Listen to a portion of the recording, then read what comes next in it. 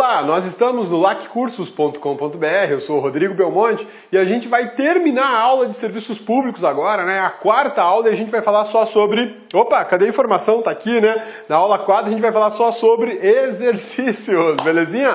Fixação na matéria para a gente limar esse assunto. Serviço público é um assunto tão bacana, tão importante, que aparece tanto em prova. Belezinha? Sussa, tranquilos? Então vamos lá. Olha só, provinha de 2016, já vamos começar com a ESAF, né? Já vamos começar chutando o pau da barraca. ESAF é o terror dos concurseiros, porque ESAF é cascuda, tá? E muito cascuda. Mas o grau de precisão das informações colocadas nas provas da ESAF são muito altos. Difícil você ter anulação de questão da ESAF, diferente de outras bancas, né? Tipo CESP, FCC e por aí vai. Então vamos lá, 2016, ESAF, prova da ANAC, analista administrativo.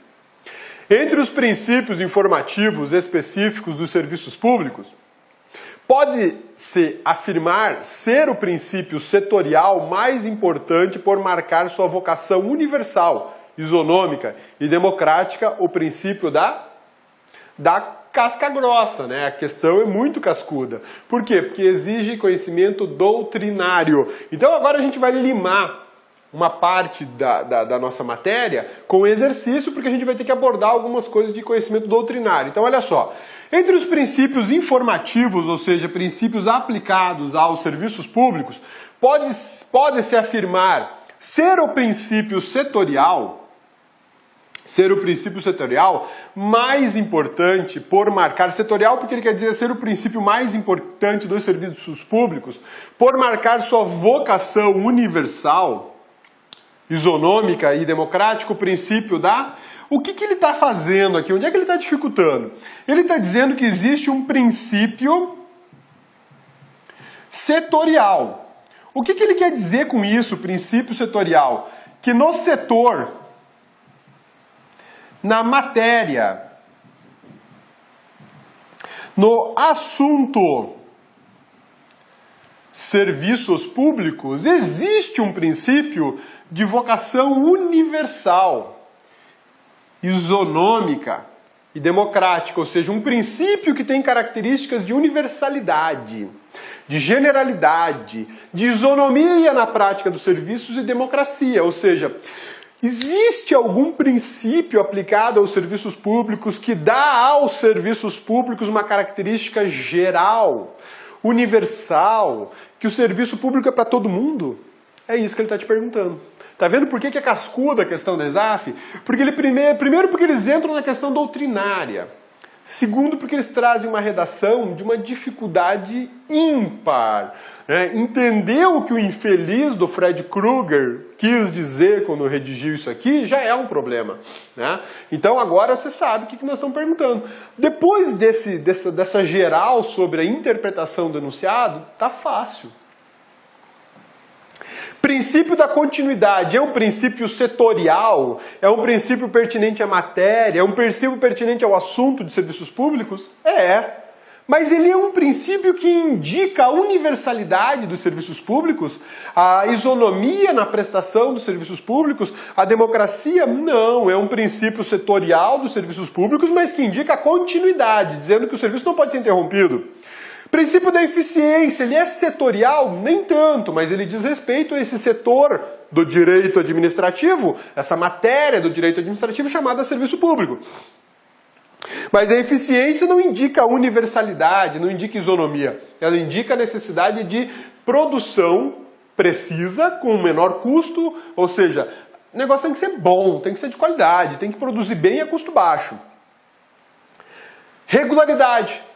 Característica de serviço público, não é nem princípio. Generalidade. Aí a gente chegou no ponto que a gente queria. Generalidade tem tudo a ver com universalidade. Generalidade tem tudo a ver com igualdade. E igualdade tem tudo a ver com serviços prestados de forma democrática. Ou seja, sem distinção de pessoas. Tá? A questão da ESAF não tem um conteúdo difícil. Estamos falando de princípios aplicados aos serviços públicos. Mas ela tem uma dificuldade na Redação. Princípio setorial. Pô, que porcaria é essa? Para que colocar esse texto? Para dificultar a sua vida na prova, tá? Princípio da segurança. Não é vinculado especificamente aos serviços públicos, porque a segurança, a gente pode ter o princípio da segurança jurídica, que é direito fundamental aplicado a qualquer atividade administrativa, seja ela serviço público ou não. A gente tem ainda a ideia de segurança pública, tá? Vamos lá, conferir. Olha só, cadê a resposta? Ah lá, letra D, nossa respostinha correta. Beleza? Sussa, tranquilos? Difícil? Conteúdo não. O que é difícil é a apresentação da questão pela ESAF. Por isso que a ESAF é o terror dos concurseiros, né? Agora vamos mudar um pouquinho, né? Vamos para a FCC, uma prova feita para o TRT de Mato Grosso, uma prova aí que tem poucos dias que foi realizada, né? Lá no TRT de Mato Grosso, uma concorrência lascada para essa prova aí. Vamos lá.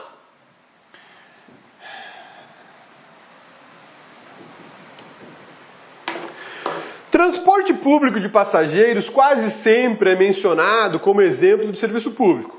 Beleza, tranquilo até aqui, né?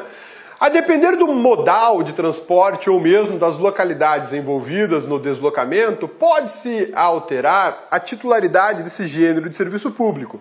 A titularidade do serviço público... Então, olha só, ele está me questionando sobre a alteração da titularidade do serviço público. A titularidade do serviço público, ela pode ser alterada? Pode sair das mãos da União e passar para o particular? Vamos ver o que a questão da FCC está reservando para a gente, né? Olha só. Letra A. Remanesce. A titularidade do serviço público remanesce com o ente público ao qual foi atribuída pela legislação passível de delegação para iniciativa privada, execução material, salvo em se tratando de pessoa jurídica de direito público, integrante da administração indireta, como autarquias, para as quais é admissível a delegação legal da titularidade. A alternativa é de uma redação horrorosa, né? Então, o que ele está querendo me dizer aqui? A titularidade do serviço público remanesce com o ente público. Tá bom? Ao qual foi atribuída pela legislação. Ou seja, fica com o ente público, Estado, município, União, porque para ele foi atribuído pela legislação, Constituição ou lei. Mas é passível de delegação para a iniciativa privada a execução material. Sim, a delegação é sempre possível da execução, né? Salvo em se tratando de pessoa jurídica de direito público, integrante da administração indireta, como as autarquias, para as quais é admissível a delegação legal da titularidade. Eu tenho verdadeiro pavor dessas bancas que dificultam a questão não pelo conteúdo jurídico, mas pela redação. O que é que o examinador infeliz está perguntando aqui? A titularidade do serviço público pode ser delegada? Sim ou não? Só se delega a execução? Sim ou não? É só isso. A gente cansou de ver isso nas aulas. A titularidade, via de regra, não é delegada. Não é delegada. A titularidade, via de regra, não é delegada. A titularidade, via de regra, não é delegada. É uma excepcionalidade teórica, por sinal, a delegação da titularidade. Porque a titularidade pertence à União. A titularidade pertence ao Estado. A titularidade pertence ao município ou ao DF. É muito raro delegar a titularidade do serviço. O comum é, por outorga, você transferir para a administração indireta a execução do serviço, sim, e algumas responsabilidades. O correto, o normal, é você transferir por delegação ao particular a execução material do serviço. Por isso que a gente tem os outorgados e os delegatários. Acontece que a FCC veio aqui e disse o seguinte: quando se tratar em administração indireta, é admissível, é cogitável, é possível, teoricamente, transferir a titularidade. É possível sim. Então agora vamos entender, depois dessa revisãozinha, o que a letra A quer dizer. A titularidade do serviço público remanesce com o ente público para o qual foi atribuída pela legislação, ou seja, para a qual essa titularidade foi atribuída, certo, ente público pela legislação? Correto, até aqui está certo. Essa titularidade é passível de delegação para iniciativa privada, para execução material dela? Correto também, está perfeitamente certo. Esse conceito, essa regra de que a titularidade fica com o ente público, mas é possível delegar a execução do serviço por particular, tem uma exceção. Qual é a exceção? Quando uma pessoa jurídica de direito público integrante da administração indireta, ou seja, uma autarquia, ela pode sim receber a delegação da titularidade.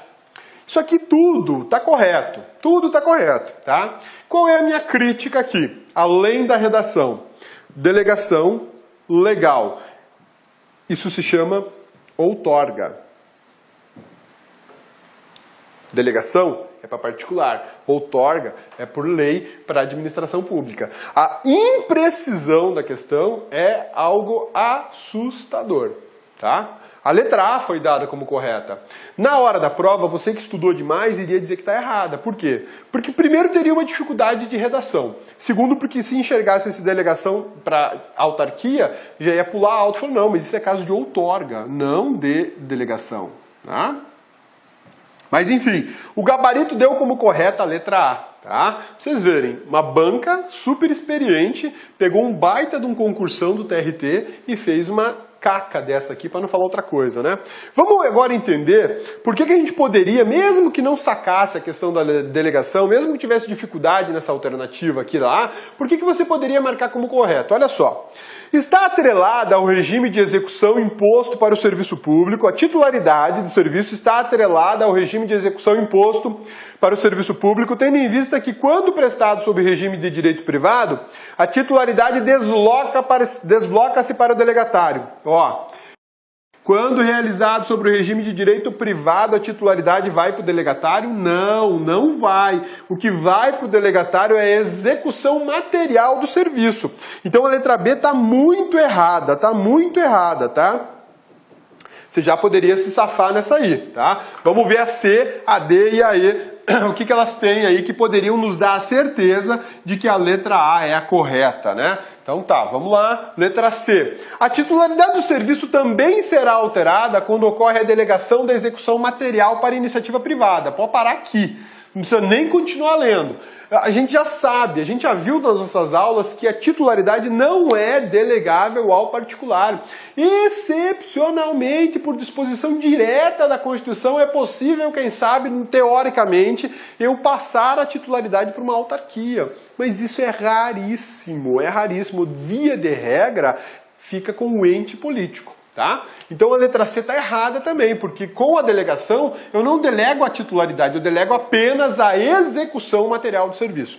Letra D. Não pode ser alterada, nem se transferir em nenhuma hipótese de delegação de serviço, seja para ente com personalidade jurídica de direito público, integrante da administração pública indireta, seja para iniciativa privada. Tendo em vista que o regime de execução é sempre privado, independente da natureza jurídica do delegatário. Negativo. Está errado. A gente já sabe que excepcionalmente é possível passar para a administração indireta, por disposição constitucional, e nem toda a delegação de serviço público, nem toda a delegação, transferência, melhor dizendo, nem toda transferência de serviço público tem natureza jurídica de delegação ou de direito privado, porque ela pode ser uma outorga, tá? E aí a outorga está sujeita ao regime, muitas vezes, de direito público. Por exemplo, ao INSS. De quem é a titularidade sobre os serviços do INSS? Não é do INSS, é da União. A contribuição previdenciária é da União. O INSS só arrecada a contribuição para os cofres federais. Ele administra, faz a gestão, tal, paga a conta e tudo mais. Mas aquilo é da União. A União transferiu para o INSS o quê? A execução do serviço. Isso é regime de direito privado? Não, totalmente direito público. É uma imposição, inclusive, previdenciária. Tá? Então vamos lá, letra D também está errada. Letra E. Depende do que constar da autorização legislativa. A titularidade do serviço depende do que constar da autorização legislativa e deve ser editada especificamente para cada concessão ou permissão de serviço público. Não, tá doido? Imagina se para cada usina hidrelétrica eu tenho que fazer uma lei, se para cada companhia de telefone eu tenho que fazer uma lei. Não, é uma lei geral para todo mundo. Olá, meus amigos, minhas amigas, sou o professor Luiz Antônio de Carvalho e com muito prazer, muita satisfação, estou aqui para fazer um convite muito especial para você que vai se preparar para o concurso do Detran Pará 2018. Meus amigos, minhas amigas, este concurso já foi autorizado, este concurso já tem a banca examinadora contratada.